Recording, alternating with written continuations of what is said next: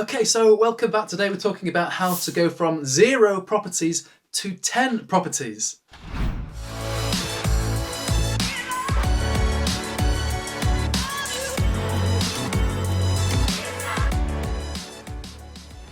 Okay, so welcome back. Today we're talking about how to go from 0 or 1 property to 10 properties and to have a property portfolio that's generating income and growth for you. So last week we talked about strategy and we talked about how to actually start building this property portfolio. Today we're talking about how to scale it and how to get to 10, 20, 30, etc. and understand the really important tips, tricks and tactics to fast track this journey, okay? So if you haven't already watched the previous video about the strategy and the concept behind property portfolios, watch that first, then watch this one. It will make a bit more sense. Okay, so again, in the previous video, we recap strategy. Are you income investing or are you investing for capital growth? Very briefly going to touch on this because it's really important before we go on to the next point. Income investing is where we're investing in property for a monthly cash flow. Capital growth strategy is where we're investing in property for the long-term values of those properties to increase over the 5, 10, 20, 30, 40 years, and something that's really great to pass down to your children and to your family. We then touched upon strengths. Do you have any property skill or expertise? How much time do you have to actually embark upon your portfolio journey? And lastly, how much cash have you got in the bank to fund these deals? Again, things to be conscious of. Now, in terms of scalability, cash is really, really important, okay? So you can scale your portfolio to some degree by using your own cash, but if you're getting cash or leverage from elsewhere, this will really help you fast track your property portfolio journey. And there are several reasons and several options on how we can actually do this, okay? So first of all, if we're just putting cash into a deal and we're just buying property outright with no finance, no leverage, no nothing, then there's only so much property we can buy. We're going to run out of cash pretty quickly unless, you're a member of the royal family or something like that. We don't all have bags of cash sat under our mattress and in the banks, okay? It doesn't work like that. So this is why leveraging and borrowing is really, really important to scalability. So most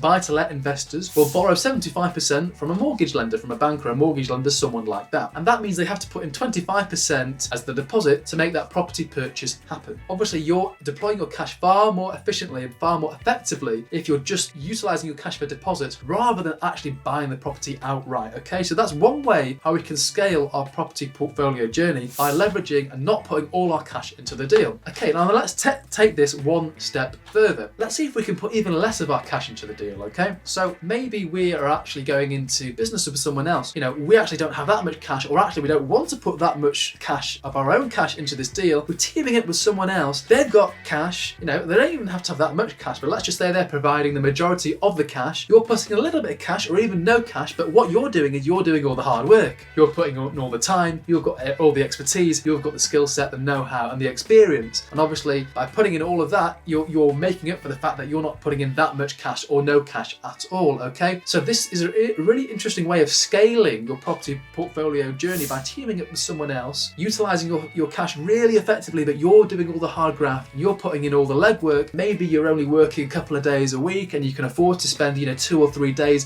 being actively involved in property and actually finding those deals and making those deals stack and making them happen.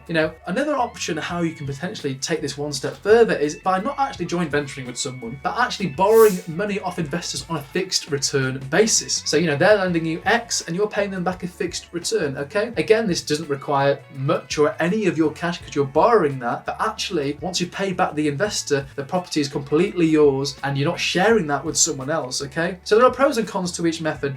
Those two latter methods what I was speaking about right now, joint ventures and borrowing from investors at a fixed return, again, are ways to really fast track and scale your property portfolio journey rather than just buying in cash and rather than just by leveraging with standard mortgage and standard debts at 75% loan to values. So again, let's try and brainstorm some ways how we can further generate more cash so we can buy more property, and that means we can fast track and scale our property portfolio. Okay, can you actually earn more money? Let's say you've got a job at the moment. Can you earn more in your job? Can you get more commissions? Can you negotiate a higher base salary? What can you do to earn more income, and that income can then be put towards more deposits on more properties, and you're going to fast track your journey. So have a think about that. Maybe it's time to sit down with your boss or with your manager and renegotiate salary, or maybe you can come up with an idea that well, if I hit my targets, can I get this bonus or this commission. So, think of ways how you can bolster your income, and not just you, but if you've got a partner, think about how they can bolster their income as well. Because if you put your additional income and their additional income together, maybe you've got enough for a deposit on a property every single year. It's really important that this is a joint effort. Okay, so we've just spoken about how you can potentially earn more through your work if you are employed. But can you actually save more as well? Look at your outgoings. Are there any things you can chip off there to increase your savings? By decreasing your outgoings, you're actually being more profitable as a person, right? Your bank account is going to may not be positive, but it's going to be certainly less negative than it was before, okay? So, what can you do to decrease your costs, which will increase your savings, which will mean you have more money for deposits, okay? So, maybe it's forgoing that pizza that you have every other day. Or in fact, you've got an expensive gym membership. Maybe it's about cancelling that. How often do you actually use it? I don't know. Go through your bank statements every month and what can you actually get rid of, especially the standing orders and the direct debits. They're the absolute killers. In a society nowadays where everything is on subscription, how many subscriptions can you cancel? I bet it's at least 2 or 3. Okay, so we're going to move on. We've exhausted finance there. Let's move on to time. Time is a really important concept, and this is going to be different for everyone. Some people want to go from 0 to 10 in less than 12 months. It's doable, don't get me wrong, but it's not as easy to do all of that in 12 months. Whereas some people want to do that over 10 or 20 years, okay? So timing is a very personal thing. It's whatever is right for you.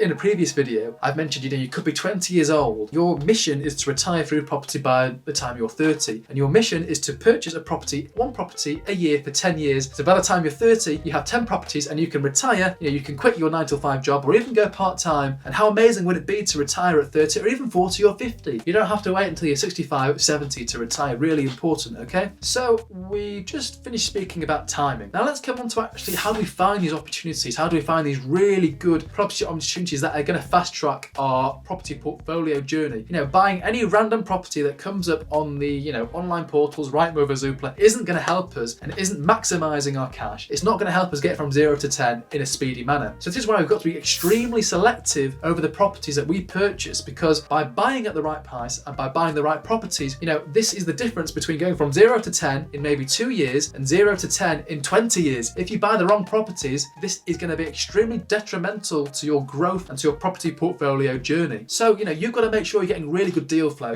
How good are your relationships with agents? The better the relationship with agents, the better discount you're going to get. Do you buy property at auction? How familiar are you with the auction process, pre, during, and post auction? Do you have a way of contacting vendors directly and not just relying on properties pop up on Rightmove and Zoopla? Again, I've got lots of videos about how we actually can acquire property off market, where there's less competition, there's less demand, and you're more likely to get a better price. So to recap, deal flow is really important. We need to have a way of generating really good property deals that come to us or we're going to them, and only by actually buying at the right price and by buying these correct properties are we going to put ourselves in the best possible shoes to fast track our property portfolio, okay? Now, you can actually do this on a paperwork exercise. Let's say you're getting a return on investment of 4%, which I don't think is that good, by buying average or below average properties. And I'm not talking about condition, I'm just talking about the overall numbers on a property. But if you can get that return on investment to 6, 8 or 10%, think about how much quicker you can scale your property portfolio journey. If you're buying at 4% over here, it's going to take you a long time. But if you're buying at 10% over here, it's going to take you 2.5 times quicker than the 4%. Okay, so it's really important you understand this concept, and it's about buying the right properties at the right price. Okay, so we're going to assume we've got a couple of properties. Maybe we've got 1, 2, 3, 4 properties, something like that, but we're not quite at 10. And here's a real great tip on how to fast track and accelerate your property portfolio. This is by refinancing, okay? A lot of people don't understand how this works, and it's really actually hard to understand unless you've actually physically done a refinance and taken out money yourself. So this is how it works. I'm going to make a very easy example to follow. Let's say we've purchased a property at £100,000 2 years ago, okay? £100,000 2 years ago. Today it's worth £120,000, okay? So it's gone up in value. Maybe that's just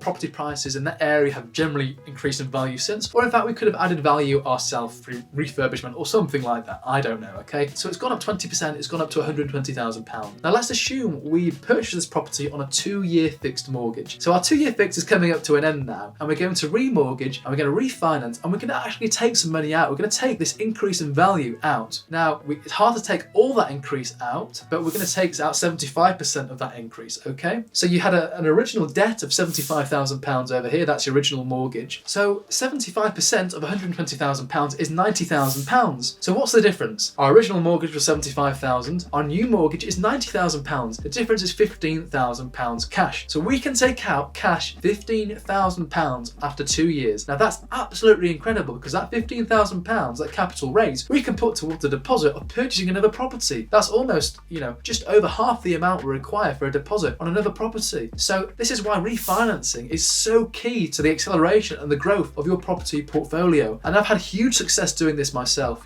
by buying at the right price, adding value, and letting time do its magic. You can refinance, pull out that cash, and put that cash into the next deal. Now imagine if you're doing this on a larger scale, a large scale. For example, I purchased a portfolio of 4 properties in 2019 at a really good price, an absolute steal. I got a slight discount for buying all 4 at once, okay? Now I refinanced these 2 years down the line, a huge increase. Not only have the values increased 9% year on year in the area, but it also increased the value through doing a slight refurb, and it also increased the rents. The previous rents were extremely low, okay? So all those 3 things combined mean the valuation of these properties skyrocketed, and I was able to take that increase in value, that 75% of that increase in value, out as cash. And that was a serious amount of cash that I had in my bank to put into buying 2 or 3 further properties. So that's how important it is to refinance. Now again, as I record this video in November 2022, it's easier said than done. I think anyway, values are going to decrease in the next couple of years. So I wouldn't necessarily purchase a property today on a 2-year fix and think that you're going to take money out in 2 years. I'd rather err on the side of caution and think that that's not going to happen. But if you're looking at the medium to longer term, maybe you're looking at 5 to 10 years, of course I think you're going to be able to take property, you're going to be able to refinance and take cash out, okay? But however, saying that, I'm going to contradict myself. If you're purchased at the right price, even in today, November 2022, when prices I think are going to decrease, if you're purchased at maybe 75%, 80% below market value, then you know what? In 2 years' time, because you've got it at such a good deal, I think you'll be able to take cash out of that deal. So,